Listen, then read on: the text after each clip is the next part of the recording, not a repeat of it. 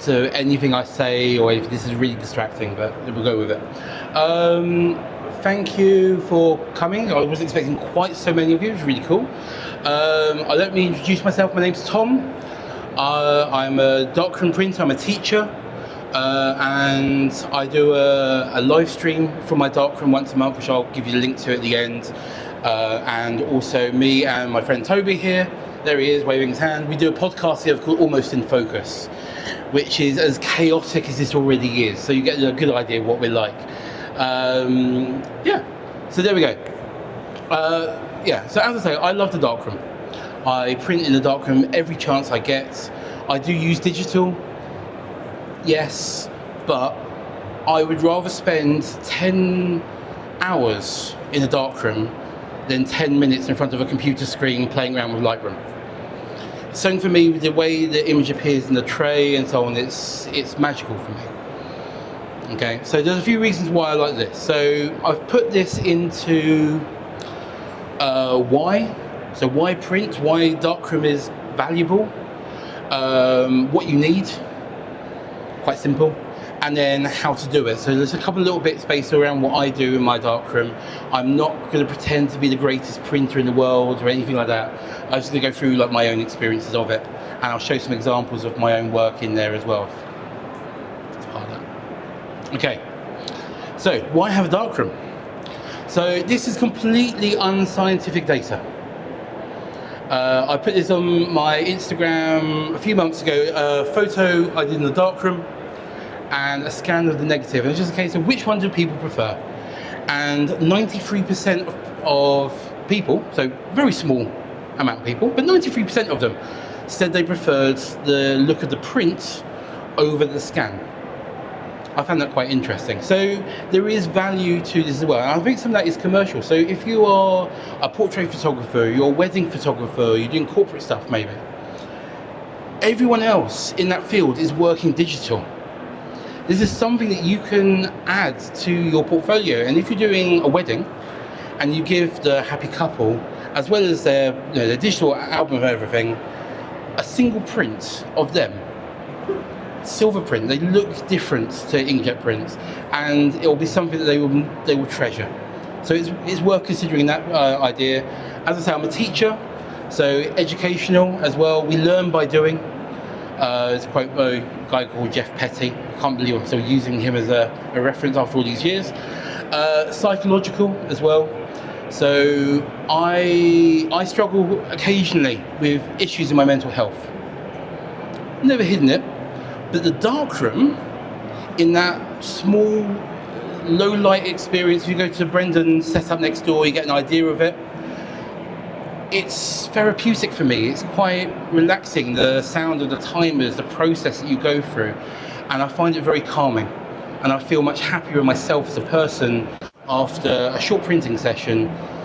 And it's where I generally hide when the world is getting stressful. Okay, and then beyond anything else, it's just fun. It's fun to do. Okay, so what do you need? There we are, that's my first Darkroom. I still had hair. I didn't have a beer belly, not so much of one. And this was in my old flat where I first met my wife. It was our first place together. No windows. I didn't have anywhere to set it up, so the enlarger is balanced on a washing basket. The timer, which is turning the enlarger on and off, is on the toilet. So it's not exactly practical, and I'm having to kneel on the floor. So it's really uncomfortable to work with at any stretch of time, but it's how I got started outside of where I teach. How that is now is much nicer. So this is a shed at the end of my garden. I've got space for 2 enlargers, I've only got 1 in there at the moment. There's some stuff I still need to do. I don't have any running water, so every time I go printing, I go running down the garden with a washing up bowl full of water, put all the prints in it as I'm going, and I run back into the house and I wash them properly in the bathroom. It's on my to-do list. It's been on my to-do list for 5 years. I'll get the plumbing done eventually. And then there's some nice kit I want to get a vertical print washer, so I can wash more stuff in less space. But they're quite pricey, and I need the plumbing first. So that's my setup. What you need, if you want to set up a home darkroom, that is, first of all, you need a room. Doesn't need to be much, just a room that you can block out the light from. You then need a couple of worktops. So, a washing basket and a toilet is suitable, but there are better. And ideally you want two of these. So you have one for the electrical stuff, so this is your dry side. So this is where the actual exposures happen. And then where all the chemical stuff happens is in your wet side. So those are the terms that are generally used, dry side and wet side. Then you need, of course, the enlarger. So this is what, essentially it's a camera in reverse. And then somewhere to dry your prints. And then you need to see what you're doing. So a red light bulb, so you can see what you're doing while you're working. Okay. Ugh, sorry. I've been talking too much today. Okay. I feel like I'm losing this mic. Okay. Anyone here printed before? Oh, cool. Quite a few of you. That's nice. Okay. For those of you who have printed before, please forgive this next bit. I wasn't expecting quite so many printers here, which is nice. One of the main things you need to do when you're making a photograph or when you're printing in the darkroom, exactly the same, is you need to work out your exposure.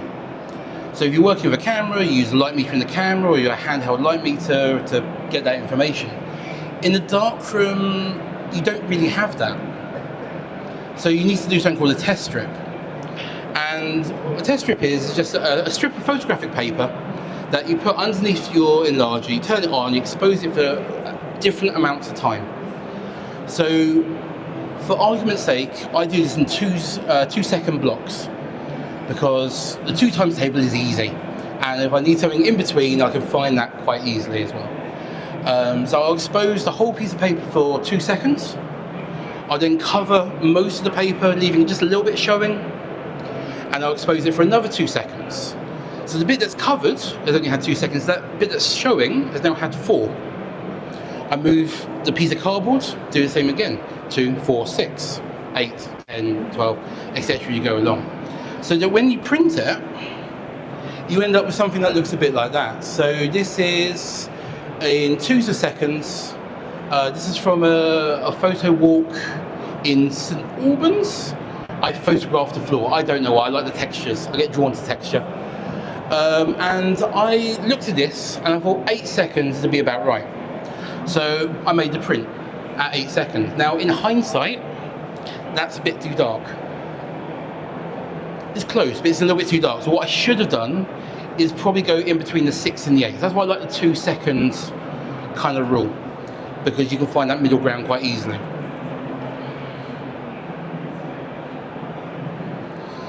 So this is another one. This is from only a few weeks ago. This was in Wales. And the story about this guy.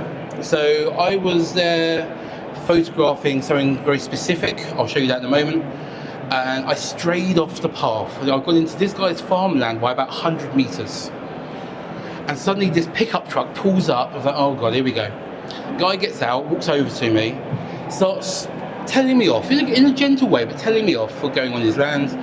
And I managed to turn the conversation around into this quite nice portrait. The base exposure is 14 seconds, which is quite good for everything, but the face, if you look at it here, is just a bit too dark. So what you can do in the darkroom is you can do techniques called dodging and burning. So this is where those terms come from in Photoshop as well. And you can either add more time to just certain areas of the image, so burning it in, or block bits out and dodge it. So in this case, I dodged his face down to about 10 seconds. So it's just by shaking a little thing on a stick over the image during the exposure, keeping it moving, and just removing it after it's had a couple of seconds just to block the light out in that time. So that's dodging. That tool that I'm using, I normally use ones made of cardboard. That's part of a lampshade from IKEA. And it's just perfect. I just bent it in the stick of it out a little bit, and yeah, it works quite nicely. Okay. Can you spot the difference between the left and the right? You're nodding. What's different? Can you see?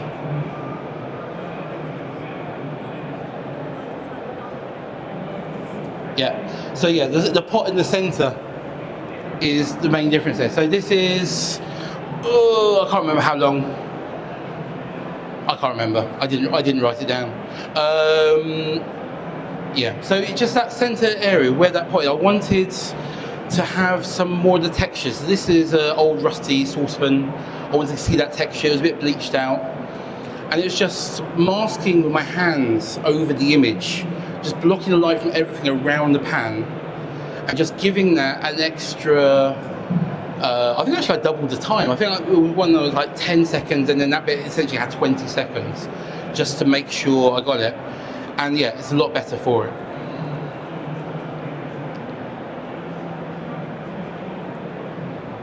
Okay, so this is kind of a long-term study of a leaf, and it was accidentally long-term because I started it and I had an accident and I couldn't finish it.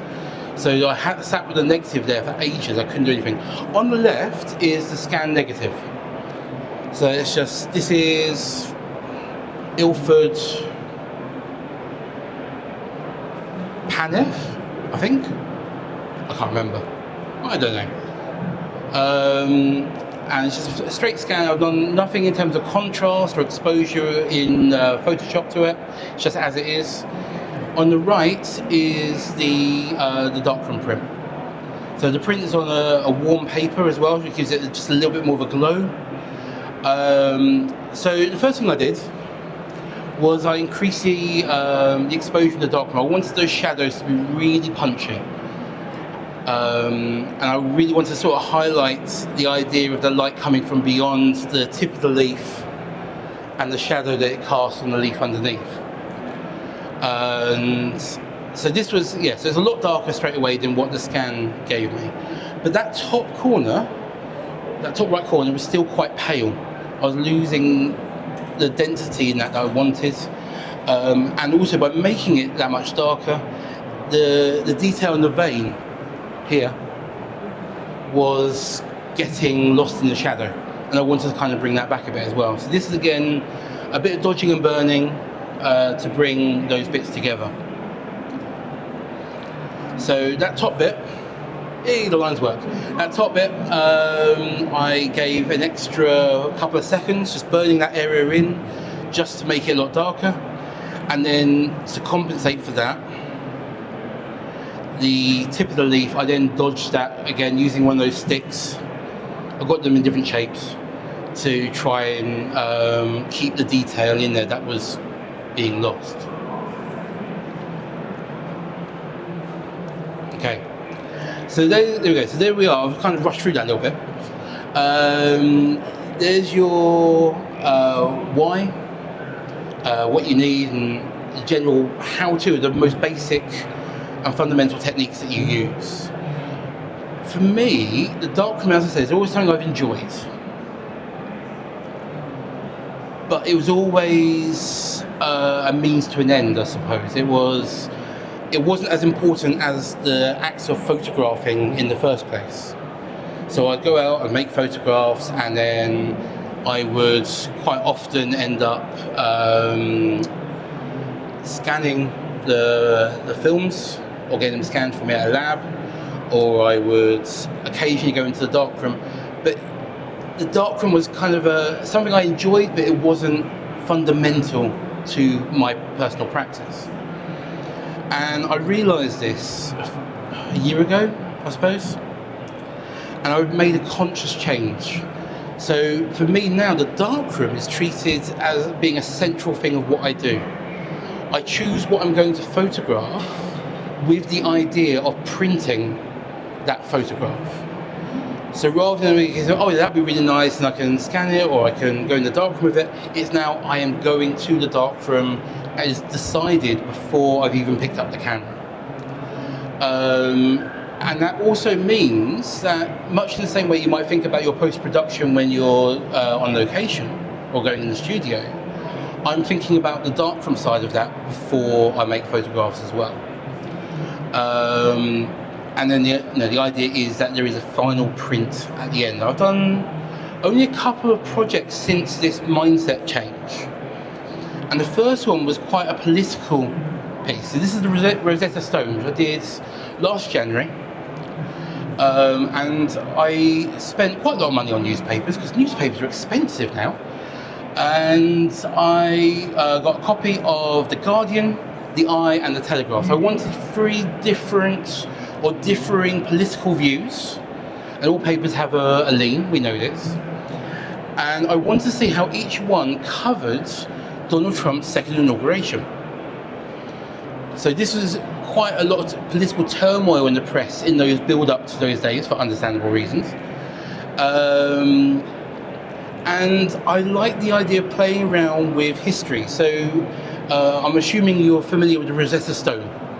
Yeah, so this is how the Egyptian hieroglyphics were first understood. It's now behind glass, and that's partially my fault. As a kid, I touched it. I leant over and I touched it. It's now behind glass. And there's a model there that you can touch. And I took the sections of the newspapers, cut them into being the different language areas of the Rosetta Stone, and I took it into the Darkroom to make a series of photograms. So I did an edition of 10 of these. So I've kept one for myself. I've still got some for sale as well. And it was looking at how language in the media is associated with politics, and how we convey politics and political leaning through that as well. Much in the same way the Stone did through, it was an account of the start of a reign of a pharaoh, whose name I can't pronounce, it says it there. And I'm looking at that idea between what happened a couple of thousand years ago in Egypt, and how language was used, and how we use language today. This is the only time I've made photographic work purely as photogram. It's the only time I've ever done anything where I've not used a camera. I kind of enjoyed it. Doing something a bit different, something a little bit unusual. And these are 12 by 16 inch photograms. And I quite like how the layers of the opposite sides of the page gets projected through as well. So you get bits in reverse mixed together. Okay. Anyone seen this photo before? Yeah, it's not mine. This is my favourite photograph of all time. This is by W. Eugene Smith. He went to Wales in 1950, February 1950. And he was sent to the UK by Life magazine on his way to go to Spain to do another project as a reporter of a general election. And he had his own idea of what he wanted the images to be used for, but very different to the editors. There's whole documentaries about that. But for me, I love this photograph. I come from a working class background, not mining, but the idea of, you know, these people, they go into one of the most dangerous jobs in the country at the time to feed their families. And you see the homes where they come from behind them. And there's all those connections, the 3 generations of them. The youngest one died only 2 or 3 years ago. Sadly, I didn't get a chance to meet him. And I've been obsessed by this photograph for 20 odd years. And I went to university in Wales, only about 20 minutes drive from Coedeli, the village where this photograph was made, and I never went. And then, as I say, I'm a teacher, so half term was coming up, and I looked at the calendar and I realised that the date that these photos were first published in Life magazine was February 22nd, 1950, which is the Friday anniversary of that half-term week.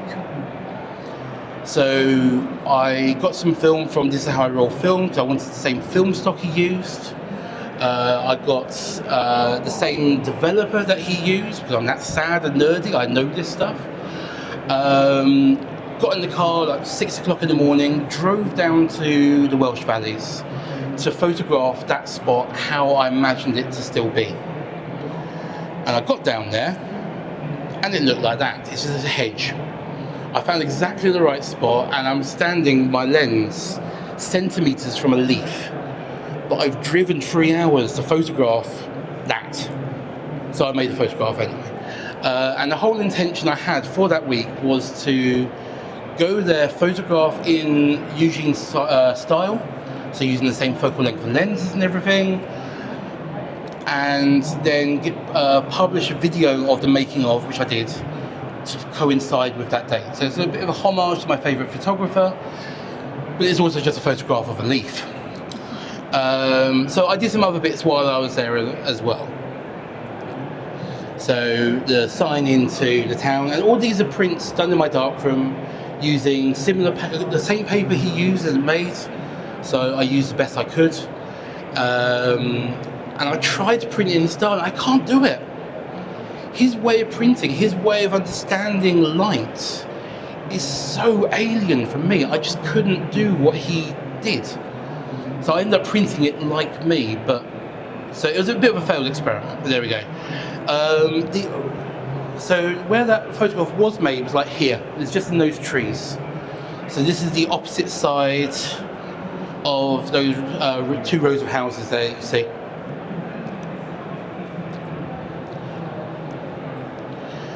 And then I went up the hill. So something I found quite cool is what was once a coal mine is now a solar field.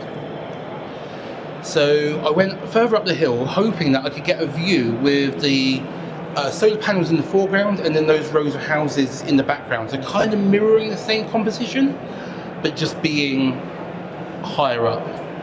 And I found it, and this is where that guy I told you about came in. So I've walked a public footpath, no fence. That's important, no fence. I've not crossed any formal boundary that I can see. I've walked through a muddy field up to the edge of a fence to get this photograph where I can photograph with those buildings and the solar panels. I'm really pleased with myself. And then Rob turns up. So Rob is 2 years older than that photograph. He's 78 years old. You should ask people's permission before you go on their land. Oh, sorry, didn't know. He doesn't even know his own phone number, so how can I phone him? But there we go. And yeah, after he knew what I was doing, and it turned out that he grew up there playing on the coal pit, and he would have been there when Eugene was. He agreed for me to make a portrait of it. It's actually probably my favourite photograph of that morning there as well. So there we go. There's 2 little bits that I've done. Thank you for staying. I was not expecting it. I was expecting like 4 or 5 people maybe and then drifting off, but thank you. To go on from this, a bit of self-promotion. I've done a book. This is the first. I've got a few copies with me, and it's basically an extended version of what I've just been talking about. So it's designed at those of you who are interested in printing but haven't printed before, or maybe you have printed in the past but you can't really remember bits and so on. And it's kind of in the same kind of casual approach for it. So it's not too formal. It's going to be available through my website from tomorrow, and potentially a couple of other places that I'm in talks with as well who might list it for me, and it's going to be £15. But as I'm here, I don't have to pay postage. I'm also going to do some copies today if you'd like one for 12 quid. Okay, so there's that. And the last thing I'll say is, if you do want to know more about the Darkroom, if you want to see how I print actually firsthand, my Darkroom's too small to actually come and do this, but I do a live stream on the last Thursday of every month. I'll step back, there we go. And this is on YouTube, but I advertise it through Instagram and so on as well. And it's 8:30 till 9:30, last Thursday of the month, normally. Sometimes I have to shift the day around life. And yeah, just come pop in. If you've got any questions, I'm happy to answer them. Sometimes there are other printers in the chat of it as well, and they can sort of chip in with bits as well. So it's quite nice, informal way of doing things. Okay, thank you very much.